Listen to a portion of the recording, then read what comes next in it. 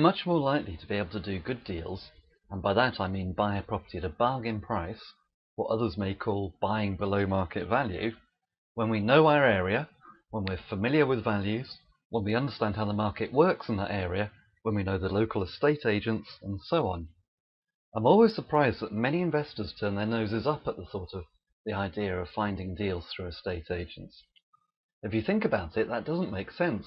90% or 95% of vendors' first call when they want to sell their property is to an estate agent. Estate agents have the low-hanging fruit, and they can give you access to many of the best deals.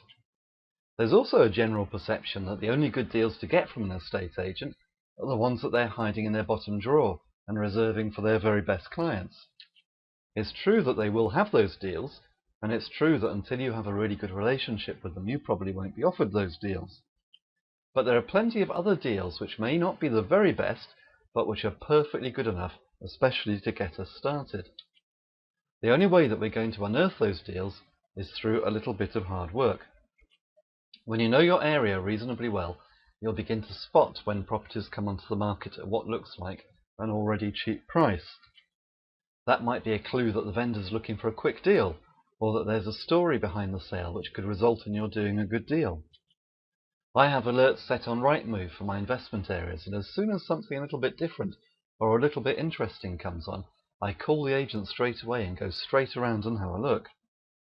When I first started doing this, I didn't end up buying every property I went to look at, far from it, but it was a great way of starting to build a relationship with the agents.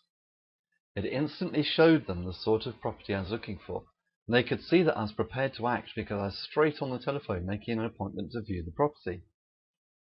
It is a numbers game, and the more you do this, the more likely you are to find a deal. A few months ago, I decided to start buying properties in a completely new area and to start from scratch, as if I was a beginner, just to see what would happen.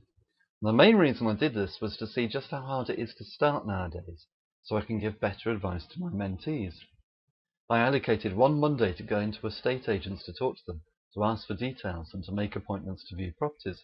I didn't know any of them, they didn't know me, and I didn't know the areas very well. And Monday is probably the worst possible day you can choose to see estate agents, but I was busy all the rest of the week and didn't have any choice. But just doing that resulted in my being able to find a bargain property which I purchased. So I know it can be done, it just takes a little bit of persistence, although from the example I've just given, it only took me a day of going to a dozen agents to find a deal that worked. To keep things simple, I'll talk about how we finance our property when I talk about step number 6, letting and refinancing. So let's move on to step 5 of the 7-step system, add value. I'll see you in the next video.